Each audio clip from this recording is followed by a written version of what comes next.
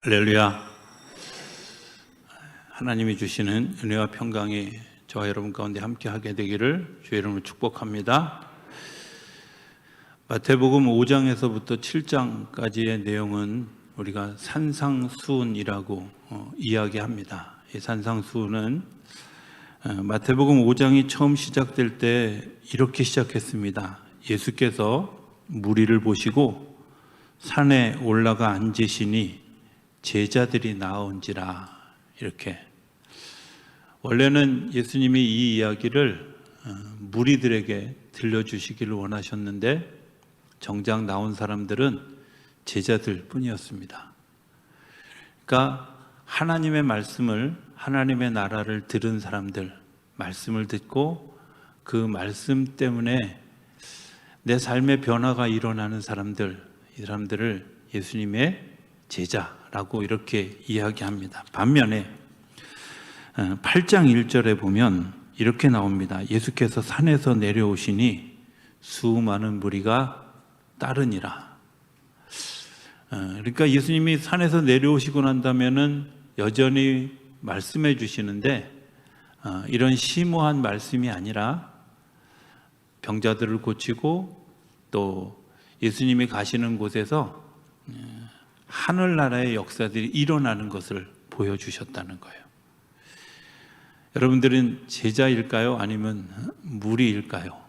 이렇게 한번 질문해 보면 좋겠습니다. 오늘 본문은 내가 제자일까? 아니면 무리 중에 하나일까? 그리고 내가 정말 하나님께서 주시는 생명의 열매를 맺는 사람일까? 아니면 이 땅에서 그저 그리스도인이라는 이름으로 살았던 사람일까 하는 것을 돌이켜보는 굉장히 중요한 본문이라고 생각이 되어집니다. 지난 주간에 황금률을 이야기하면서 이런 이야기를 드렸던 기억이 있습니다. 남에게 대접을 받고자 하는 대로 너희도 남을 대접하나. 그런데 그 길은 좁은 길이다. 그 좁은 길을 걷는 사람들이 생명의 잔치에 참여하게 될 것이다 라는 이야기였습니다. 오늘 이야기는 이렇게 시작합니다. 15절에 보면 거짓 선지자들을 삼가라. 양의 옷을 입고 너희에게 나오나 속에는 노략질하는 일이라. 굉장히 처음부터 도전적이죠. 거짓 선지자들을 삼가라. 왜냐하면 거짓 선지자들을 따라가는 것 때문에 거짓된 제자가 되어지기 때문입니다. 그런데 그 거짓된 것과 진실의 경계선이 뭘까요? 거짓과 진실의 경계선을 오늘 복음서는 뭐라고 얘기하냐면 열매로 안다고. 열매로 안다고. 어떤 열매를 맺어야 그러면 진실한 것이고 어떤 열매를 맺으면 거짓된 것일까? 이런 겁니다. 살아있느냐 아니면 죽었느냐입니다. 살고 있느냐 아니면 죽어가고 있느냐입니다. 어떻게 하면 그 생명을 우리가 유지하면서 또 생명의 능력을 가지고 살아갈 수 있을까? 그리고 그 삶의 경계선 너머에 있어도 어떻게 우리가 하나님을 배울 수 있을까? 이런 것들을 이야기하려고 합니다. 우리가 흔히 예수님을 인격적으로 만나고 난 다음에 그 만나고 되어지는 일들을 향해서 뭐라고 얘기하냐면 그걸 믿음이라고 합니다. 사람과 사람 사이의 신뢰도 그렇죠. 그 사람과 만나서 서로 마음이 통하고 내가 저 사람 믿을만해. 이래야 믿어지는 거잖아요. 예수를 믿는 믿음도 마찬가지입니다. 내가 그 예수님을 신뢰하고 예수님과 더불어 교제할 만해. 여기서부터 믿음 생활이 시작되는 거예요. 나는 교회를 오래 다녔는데 그런데 예수님을 인격적으로 만난 경험이 없다면 어쩌면 하나님의 말씀이 잘 들려지지도 않고 믿어지지도 않고 그리고 정작 중요한 순간에 하나님을 신뢰하는 일이 작아질 수밖에 없습니다. 정말 하나님을 신뢰한다는 건 뭘까? 하나님을 인격적으로 경험하는 일인데 이 일은 케이스 바이 케이스예요. 사람마다 달라요. 어떤 사람은 정말 좌절하고 절망했을 때 나를 예수님이 찾아오셔서 예수님을 만나준 경험이 있고요. 어떤 사람은 막 정말 잘 나갈 때 그때 예수님이 나에게 힘을 더해 주셔서 하나님의 역사를 경험한 사람들도 있고요. 어떤 사람은 병석에서 하나님을 만난 사람이 있고, 어떤 사람은 남모르게 나 혼자 기도하다가 하나님을 경험한 사람도 있고, 어찌 되었든 간에 하나님을 경험하는 그 경험에는 두 가지 큰 틀이 있다고 생각이 되어져요. 그걸 한마디로 예배라고 이야기하는데 기도와 말씀이에요. 기도하는 것과 말씀을 통해서 하나님을 경험하죠. 나는 하나님을 한 번도 만난 기억이 없습니다.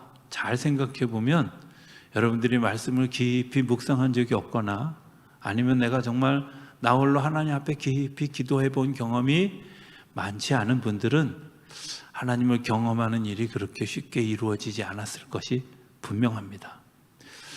성경을 보면, 특별히 마가복음에 보면 예수님이 전반부에 보면 계속해서 당신이 행하신 일을 감춥니다. 말하지 말아라, 제사장에게만 보여라, 계속 이렇게 이야기하십니다. 왜냐? 그때나 지금이나 센세이션한 일을 일으키는 사람들을 보면 사람들이 자꾸 지도자로 삼으려고 하는, 왕으로 삼으려고 하는 그런 일들이 있었어요. 마태복음이 왕으로 오신, 이 땅에 왕으로 오신 예수님을 이야기하고 있다면 마가복음은 섬기러 오신, 종으로 오신 예수님을 이야기하는데 당신은 이 세상을 섬겨 생명을 만드는 종으로 오셨다고 하는 의도에서 마가복음을 쓰여졌기 때문에 예수님이 계속 숨는 이야기를 합니다. 그런데 그 숨을 때 어디로 숨었냐면 대부분은 예수님이 기도하러 산에 가셨다는 거예요. 특별히 새벽에, 새벽 미명에, 아주 늦은 밤에 하나님과 기도하려고. 왜 예수님이 기도를 하셔야 됐을까 하는 겁니다. 하나님 아들이잖아요. 그죠? 능력이 있잖아요. 근데 왜 예수님이 기도하러 가셨을까? 예수님이 기도하러 가셨던 가장 커다란 이유는 예수님을 통해서 하나님의 생명이 흘러가도록 하기 위함입니다. 예수님도 유혹을 받으셨습니다. 그 유혹을 이긴 것은 말씀의 능력이지만 그 유혹을 이기는 가장 커다란 이유는 하나님과 예수님과 사이의 신뢰. 이 신뢰를 깊이 가져가게 하는 것은 뭐냐? 기도하는 생활, 말씀이 중심이 되는 생활, 이 두 가지가 같이 가야 되는 거죠. 우리가 신앙생활하면서 기도해야 됩니다. 또 혹은 말씀을 묵상해야 됩니다. 이런 얘기를 하면 많은 분들이 네, 맞지요. 근데 생각보다 그런 경건 생활을 잘 하시는 분들이 그렇게 많지 않다는 사실을 발견하게 됩니다. 왜냐하면 그것의 중요성을 잘 몰라서 그래요. 이런 경험을 우리가 한번 해보신 적이 있는지 모르겠어요. 이제 나이가 좀 들어서 금식 기도를 하다 보면 어떤 문제가 생기냐면 젊어서 이렇게 잘 만들어 놓은 근육들이 풀어지는 현상이 생겨요. 근데 그런 것들을 보면서 제가 이거였구나. 먹고 운동하고 어찌됐든 잘 달려진 몸이 음식을 얼마 동안 섭취하지 않으면 이 근육에서 나를 지탱할 수 있는 힘을 빼앗겨요. 그래서 음식을 공급하지 않으면 이 근육이 풀어지게 돼 있어요. 영적인 것도 마찬가지 아니겠어요? 내가 말씀에 대한 공급함이 계속해서 우리 속에 들어오지 않으면 우리의 영적 근육이 풀어지는 거예요. 그러니까 사단을 대적할 힘이 없죠. 유혹을 이길 힘이 없어요. 자기 생명을 유지해갈 힘이 없는 거예요. 말씀을 깊이 묵상하면 그때는 잘 모르는데 어떤 순간에 정말 기도할 때 하나님께서 그 말씀을 들려주시고 그 말씀이 내게 마음에 확 와 닿아서 아, 그렇구나. 이기게 하시는 하나님의 능력을 경험하게 되죠. 젊은 시절에 몇 사람의 젊은 사람들의 죽음을 보면서 그 장례를 치르면서 하나님 앞에 굉장히 절망했던 그런 기억들이 있습니다. 특별히 제가 마음에 크게 절망했던 순간이 한 번 있었어요. 저보다 2살 적은 친구였어요. 제가 30대 초반이었으니까 그때 20대 후반, 32 정도. 제가 그분을 처음 만난 간암 환자였어요. 얼굴이 정말 시커멓고 그런데 제 마음속에 그냥 하나님의 응답이 아니라 제 마음속에 기도하면 하나님이 이분을 일으켜 세워주시지 않을까. 왜? 가락동 시장에서 새벽 일하시는 홀 어머니와 2 형제만 사는데 동생은 거의 밖에 생활을 집으로 하는, 그러니까 가출이 집에 있는 날보다 밖에 있는 날이 훨씬 많은, 그리고 제정신보다는 술 먹었을 때가 훨씬 많은 정신 못 차리는 아들인 반면에 이 친구도 과거에 그랬었지만 어찌됐든 병을 앓고 있으면서 하나님 이 사람이 이 집의 희망이 되어주기를 기도합니다. 그러면서 막 정말 열심히 기도하고 또 기도원에 가서 열심히 기도했는데 결국 1년 만에 하나님의 부름을 받고 죽게 되어졌어요. 장례식에 갔는데 아무도 찾아와 주는 사람이 없고, 제가 그날 청년들을 데리고 가지 않았으면 운구할 수도 없는, 가난한 사람들이 큰 차를 빌리잖아요. 그 큰 차에 어머니와 막내 아들 그리고 저랑 같이 갔던 청년들만 그 차에 타고 장례 행렬을 가는데 너무 가슴이 쥐어짜듯이 아픈 거예요. 내가 기도하지 못했기 때문에 이런 일들이 일어난 건 아닐까? 하나님 왜 저 사람을 저렇게 데려가셨어요? 이런 기도를 하면서 정말 가슴에 무너지는 아픔을 경험했습니다. 근데 그렇게 이제 2, 3일을 굉장히 힘들게 지내던 어느 날 새벽에 하나님께서 제게 주셨던 말씀은 나는 부활하신 예수다. 나는 부활이고 생명이다. 이렇게 말씀해 주시는 거예요. 근데 문득 이런 생각이 들었던 거죠. 내가 죽음 앞에서 절망했던 가장 커다란 이유는 제가 은연중에 부활을 믿지 못했던 거죠. 살아있을 때 역사하셨던 하나님은 죽어서도 그 생명을 붙드시는 하나님이라는 사실을 잠시 잊어버렸구나, 내가 믿지 않았구나, 이런 거잖아요. 하나님은 내가 지금 여기도 살아계신 하나님으로 살아계시지만 죽은 자의 자리에 있는 그때에도 하나님이 여전히 살아서 역사하시고 그를 붙들어 주신다는 사실을 잊고 있었던 거죠. 예전에는 그냥 나는 부활이요 생명이니 이 말씀이 그저 그냥 부활절에 설교하는 설교의 본문으로만 이해했는데, 제가 그 순간 예수님 부활하셨구나, 내가 죽음을 이길 수 있는 능력을 주님께서 나에게 주셨구나, 이 말씀이 내 안에 확 와 닿으면서 그래, 죽는 것, 사는 것이 중요한 것이 아니라 어떻게 죽느냐가 중요하고 어떻게 내가 이 걸음을 걸어가느냐가 훨씬 더 중요하다는 사실을 아는 거죠. 열매, 생명입니다. 예수를 믿는 사람들이 가지고 있는 굉장히 중요한 열매가 뭐예요? 생명이에요. 내가 예수 믿으면서 죽음에 대한, 부활에 대한 확신을 잊어버린 사람, 확신을 가지지 않고 살아가는 지도자들, 거짓 지도자들입니다. 거짓 선지자들을 삼가라, 열매를 보고 한다는 거예요. 열매는 생명이 있는 거예요. 무릇 살아서 나를 믿는 자는 살겠고 살아서 믿는 자는 죽어도 살게 될 것이라고. 하나님께서 주시는 생명의 역사는 죽음을 두려워하기는 하지만 그 두려움 너머에서 일하시는 하나님을 신뢰하기 때문에 죽음을 극복해 갈 수 있는 능력, 그것이 고난 가운데 있을 때 그 고난 가운데서도 주님께서 우리에게 이것들을 이길 힘을 주신다는 거예요. 성경은 이렇게 이야기합니다. 예수님은 우리의 삶에 흔들리지 않는 반석이십니다. 여러분들 그렇게 믿으십니까? 예. 예수께로 가면 나는 어떤 문제도 해결해 주실 것을 믿으십니까? 네, 그렇죠. 예수님께 가져가는 이유는 이런 겁니다. 예수님이 그 일을 해결해 주실 때도 있고 아닐 때도 있어요. 잘 생각해 보면 저는 바울의 그 간절한 기도를 하나님이 들으시지 않은 것에 대해서 바울이 스스로 뭐라고 얘기하냐면, 이게 내 은혜가 내게 족하다. 내가 이게 없으면 혹시 넘어질까 봐 주님이 나를 붙드신 도구다.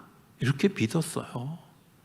응답하시지 않았기 때문에 나는 주의 일을 할 수 없습니다. 이렇게 얘기한 것이 아니라 이것이 응답인 줄로 믿습니다예요. 이것이 하나님께서 하시는 일인 줄로 믿습니다예요. 그렇기 때문에 그는 늘 하나님을 의지하고 핍박받을 때, 고난받을 때, 억울한 일을 겪을 때, 죽음을 각오하고 예루살렘을 향해 갈 때도 그는 조금도 주저하지 않았다는 거예요. 왜? 하나님을 신뢰하기 때문에, 예수님을 흔들리지 않는 반석으로 믿으셨기 때문입니다. 그런데 예수님이 그렇게 은혜를 베풀어 주시는데 굉장히 중요한 조건 하나가 있어요. 그게 뭐냐면 자기를 부인하고 자기 십자가를 지고 나를 따라오라는 좁은 길을 걸어가라는 겁니다. 여러분들, 이 좁은 길에는 내가 한 걸음 한 걸음을 걷기 위해서 하나님과 동행하기 위해 기도하는 시간이 필요한 거예요. 왜 새벽에 기도해야 될까요? 하루의 시작이기 때문입니다. 어둠을 빛으로 맞이하는 시간이기 때문입니다. 제가 이렇게 통상적으로 보니까 우리 새벽에 나오시는 분들과 또 영상을 보시는 분들까지 이렇게 합하면 한 40명에서 50명 정도가 우리 교회 새벽 기도를 하시더라고요. 목사의 욕심일 수도 있어요. 근데 요즘 이런 기도를 하기 시작했어요. 하나님, 우리 교회 새벽 기도하는 성도님들이 100명이었으면 좋겠습니다. 예, 이렇게 기도했는데 사실은 세 자릿수였으면 좋겠습니다. 이렇게 기도해요. 세 자릿수는 999명까지도 세 자릿수예요. 예, 세 자릿수였으면 좋겠습니다. 왜 이렇게 기도하냐면 이게 생명이기 때문에 그래요. 내가 기도하고 그 기도하는 걸음을 걷는 사람은 땅의 일만 생각하는 것이 아니라 하늘의 일을 생각하게 돼요. 하나님이 원하시는 것이 무엇인지를 생각하게 돼요. 그 다음에 나오는 이야기가 저는 굉장히 무섭게 다가왔던 이야기였습니다. 22절에 보면 이렇게 얘기합니다. 그날이 어느 날이냐면 내가 죽어서 예수님 앞에 갔을 때예요. 그날에 많은 사람이 나더러 이르되 주여 주여 우리가 주의 이름으로 선지자 노릇하며 주의 이름으로 귀신을 쫓아내며 주의 이름으로 많은 권능을 행하지 아니하였느니까 하리니. 이 이야기가 왜 나왔냐면 21절에 보면 나더러 주여 주여 하는 자마다 다 천국에 들어갈 것이 아니다. 이렇게 얘기를 하니까 이런 거라고 생각해요. 내가 하나님의 나라에 갔어요. 갔는데 예수님 저 왔어요 하고 인사를 꾸벅했어요. 근데 예수님이 누구세요? 이렇게 물으신 거예요. 전 이 성경을 어느 날 정말 이렇게 입체적으로 읽다가 기절하는 줄 알았어요. 내가 예수 믿고 하나님을 따라서 살아간다고 살아가다가 그날에 내가 죽음을, 그리고 내가 하나님의 나라에 간 그날, 아니 예수님을 다시 만난 날, 예수님이 나에게, 제가 예수님에게 가서 예수님 안녕하세요, 잘 지내셨어요 이렇게 인사하는데 예수님이 저를 쳐다보면서 멀뚱멀뚱 쳐다보면서, 제가 요즘 우리 교인들 성함을 잘 모르고 저분이 우리 교인인가 아닌가 잘 긴가민가 할 때 그 표정처럼 이렇게 지으면서 누구시더라? 김 씨예요? 박 씨예요? 이렇게 물어보면 심각하잖아요. 굉장히 심각한 저는 경험을 했어요. 근데 그러니까 제가 뭐라고 변명하겠어요? 아, 예수님 왜 이러세요? 장난하지 마세요. 제가 어떤 일을 했냐면 주님의 이름으로, 예수님의 이름으로 선지자 노릇하고 예수님의 이름으로 귀신도 쫓아내고 예수님의 이름으로 많은 능력을 행했잖아요. 예수님 아시잖아요. 이렇게 이야기하는 거예요. 근데 예수님이 뭐라고 얘기하냐면 23절에 그때 내가 그들에게 밝히 말하되 내가 너희를 도무지 알지 못하니 불법을 행하는 자들아 내게서 떠나가라. 여기 천국인데 너 여기 있을 곳 아니니까 나가. 이렇게 얘기하는 거예요. 성경 읽다가 기절하는 줄 알았어요. 내가 예수 믿고 정말 예수 따라가는 삶을 살았습니다. 목사 노릇했습니다. 귀신도 쫓아내본 경험이 있습니다. 기도하는데 능력이 일어나서 사람이 낫기도 하고 때로는 은혜 받고 우는 사람도 있고 회개하고 돌아온 사람도 있었습니다. 그런데 그게 중요한 게 아니라 주님이 나를 모르신다는 거예요. 예수의 이름으로 다 행했는데 주님이 나를 기억하지 못하신다는 거예요. 왜 기억하지 못하느냐면 하나님의 뜻대로 행하지 않았기 때문에, 생명의 열매를 맺지 못했기 때문에, 내가 거짓 선지자였기 때문에 라는 겁니다. 선지자 노릇한 거예요. 노릇. 선지자가 아니라 선지자 노릇한 거야. 선지자 흉내낸 거예요. 내가 귀신을 쫓아냈는데 귀신을 쫓아내기는 했지만 바알세불도 자기 귀신들 쫓아내기도 한다는 거예요. 많은 능력을 행했다고 하지만 예수의 이름으로 했는데 그게 당신이 당신의 이름을 빌려서 한 것뿐이지 주님은 모른다는 거예요. 심각하지 않아요? 굉장히 심각하잖아요. 여러분들, 이 심각함이 저에게 막 다가와서 이런 생각이 들었던 거예요. 야, 그럼 뭐야? 난 도대체 나는 뭐야? 그래서 주님께 이렇게 질문했어요. 그럼 주님, 어떻게 해야 저를 기억하셔요? 어떻게 해야 저를 기억하시겠어요? 이런 질문을 해야 될 거 아니에요. 오늘 그 질문에 대한 답이 오늘 본문입니다. 이렇게 얘기합니다. 누구든지 나의 이 말을 듣고 행하는 자는 그 집을 반석 위에 지은 지혜로운 사람 같다. 반면에 26절에 보면 나의 이 말을 듣고 행하지 아니하는 자는 그 집을 모래 위에 지은 어리석은 사람 같다. 축소해서 딱 얘기하면 이런 겁니다. 집을 짓기는 둘 다 지어요. 그죠? 한 사람은 모래 위에 짓고요, 한 사람은 반석 위에 지어요. 이 땅에서 이 일은 누구나 다 해요. 일 안 하는 사람이 어디 있어요? 다 해요. 그런데 그 일을 반석 위에서 하느냐, 모래 위에서 하느냐예요.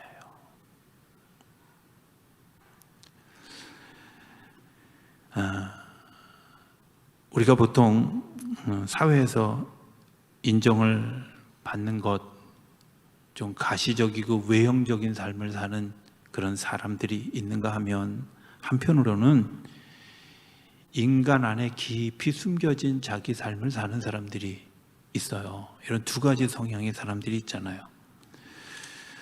그런데 대부분의 우리들의 겉으로 드러나는 면은 사회에 묶여 있어요.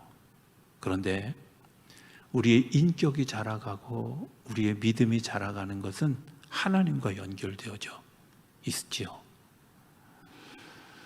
내가 일을 할 때 사람들의 인정을 받고 사람들의 칭찬을 받고 이게 성공했냐 실패했냐 뭐 이런 것들이 기준이 되는 사람들은 모래 위에 집을 짓는 거예요. 반면에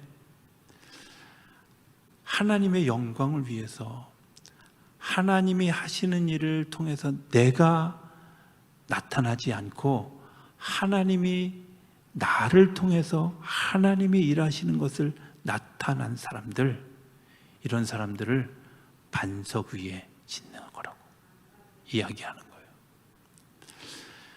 사람들이 이 땅에서 이야기하는 많은 것들은 저 사람이 성공했냐 실패했냐 이렇게 물어요. 그런데 하나님은 성공했냐 실패했냐를 묻지 않으시고요, 너를 통해서 내가 하는 일이 나타났냐 증인이었냐 아니냐를 물으시는 거예요.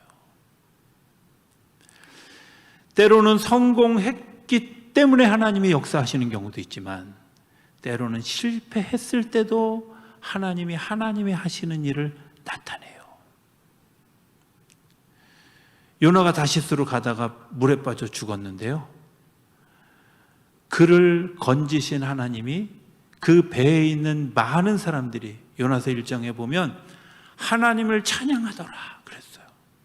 요나에게는 처절한 실패예요. 하나님의 말씀에 어긋나서 도망갔던 사람이에요. 그런데 요나의 죽음을 통해서, 요나의 바다의 물에 빠짐을 통해서 하나님의 역사가 드러났어요. 실패한 걸까요? 성공한 걸까요? 엘리야라고 하는 사람이 있잖아요. 엘리야라는 사람 대단한 사람이죠. 그죠? 예. 한 3분 정도는 엘리야가 누군지 잘 모르시는 분들이 있는 표정인데, 예, 아신다고 생각하고 그냥 제가 얘기합니다. 어마어마한 사람이잖아요. 저는 어느 날 정말 그런 마음이 들어요. 엘리사하고 똑같은 마음. 저분의 능력에 갑절을 내게 더해 주십시오. 우리 부흥회 때 이런 기도 많이 했잖아. 왜 이래서야 안 했던 사람들처럼. 그런데 있잖아요, 그 엘리야가 가졌던 능력이 어떤 능력? 3년 6개월 동안 비가 오지 않던 땅에 비를 몰고 왔어요. 가끔은 이런 생각이 들어요. 한 3년 6개월 안 와봤으면 좋겠다. 내가 기도할 때 비가 오나 안 오나 좀 보려고. 그래서 뒤통수 한 대 맞았어요. 여러분 생각해 보세요. 어마어마한 능력이잖아요. 바알신을 섬기는 450명과 싸워서 이겼던 사람이에요. 어마어마한 성공한 사람이잖아요. 성공한 능력자잖아요. 그런데 성공한 능력 뒤에 그림자가 있었어요. 어두운 그림자가. 이세벨이 이 엘리야를 죽이려고 쫓아가니까 엘리야가 좌절하고 실패해서 도망갔어요. 로뎀나무 그늘 아래 앉아서. 웬만하면 저 좀 죽여주시죠. 성공과 실패를 같이 겪었어요. 하나님의 처방이 뭔지 아세요? 하나님의 처방은 그를 호렙산으로 데려가 40일 동안 하나님과 깊은 교제를 하는 거예요.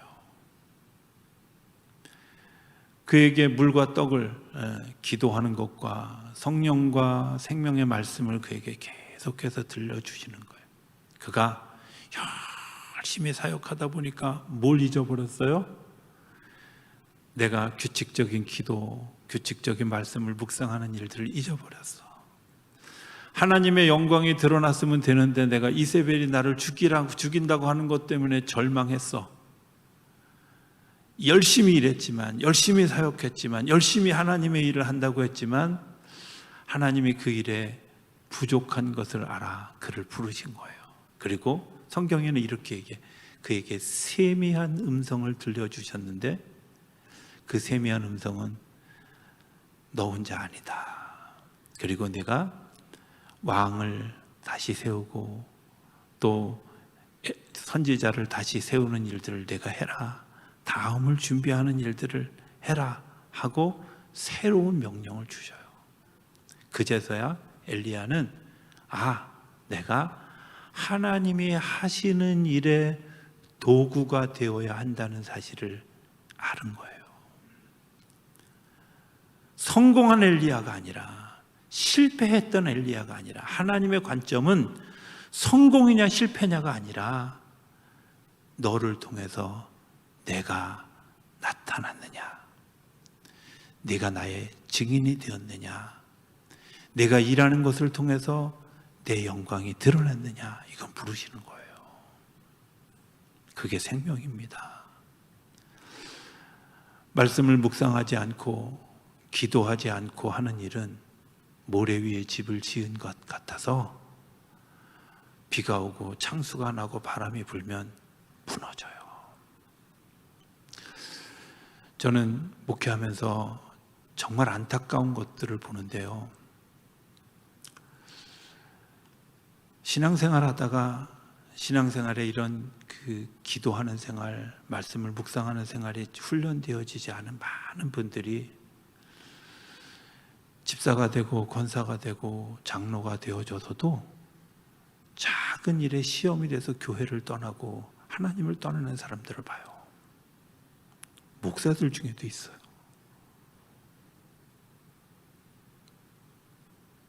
정말 어리석은 일 아니에요? 그런데 너무 쉽게 그런 일을 해요. 왜?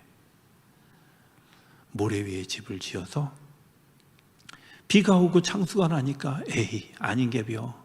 그리고 불을 안 하는. 제가 우리 교회 와서는 한 번도, 여러분들 웬만하면 새벽기도 좀 하시죠, 말씀 좀 묵상 좀 하시죠, 이런 얘기 한 번도 안 했죠. 조만간 귀가 따갑도록 들으실 예정일 겁니다. 왜? 여러분들에게 괴롭게 하려는 것이 아니라 거기에 생명이 있기 때문에 그래요. 내가 말씀에 능력이 없으면 근육이 풀어져서 이길 힘이 없어요. 내가 기도하지 않으면 하나님의 음성을 들을 수가 없어. 내가 바른 길을 갈 수가 없어요. 비가 오고 창수가 날 때 견딜 수가 없어요. 주님이 나를 붙들어 주실 때 가장 중요한 것 하나, 마지막 죽음을 넘어가는 순간입니다. 그 순간에 가면 누구나 다 내가 헛살았구나 하는 것을 고백하게 되더라고요.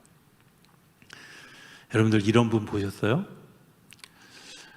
예수 믿는 사람들이 돌아가실 때 보면 하나님, 예수님 이렇게 기도하잖아요. 근데 불교 믿던 사람들이 부처님 그러고 돌아가시는 거 보신 적 있으신가요? 없어요. 저희 외가 쪽은 다 불교 집안이에요. 제가 8분이 돌아가시는 걸 봤는데요, 한 사람도 부처님 부르는 걸 못 봤어. 왜? 죽음 너머에는 힘이 없어요. 그러나 하나님은 지금도 살아계시고 내가 죽은 이후에도 나를 붙들어 주실 분이기 때문에 우리가 부를 수 있는 거예요. 하나님을 부를 수 있다는 것, 그분이 나를 그날에 기억하실 수 있다는 건 이런 거지요. 내가 이 땅에서 이 일을 다 마친 것이 아니라 내가 믿음으로 하나님의 일을, 하나님이 하시는 일을 드러낸 사람들이에요. 그 일을 하는데 얼마나 어려운 일들이 많아요. 고난이 많아요. 핍박이 많아요. 오해도 많아요. 근데 그 모든 것들을 예수님과 동행하며 이긴 사람들, 예수님과 같이 걸었던 경험이 있는 사람들, 예수님과의 히스토리가 있는 사람들이 그걸 이겨가고요. 이겨갔을 때 제일 먼저 하나님의 나라에 가면 누구를 만날까요? 당연히 예수님을 먼저 만나는데, 예수님 안녕하세요, 성령이 왔어요. 그런데 잘 왔다, 야 고생했다, 너 힘들었지? 이러고 안아주시면 좋은데, 오늘 본문의 이 얘기처럼 누구세요? 어디서 사셨어요? 이렇게 물어보면 곤란해지지 않을까요? 저는 제가 새벽 기도하는 사람들이 세 자릿수가 되기를 원하는 이유가 이거예요. 모두가 다 하나님의 나라에서 예수님의 환대를 받는 역사가 일어나게 되기를 기대합니다. 이 땅에서 이겨가는 것뿐만 아니라 하나님의 거룩한 역사의 주인공이 되어지고 정말 예수님의 반겨맞는 그런 놀라운 역사의 주인공들이 되는 저와 여러분들이 되어질 수 있게 되기를 주의 이름으로 축복합니다.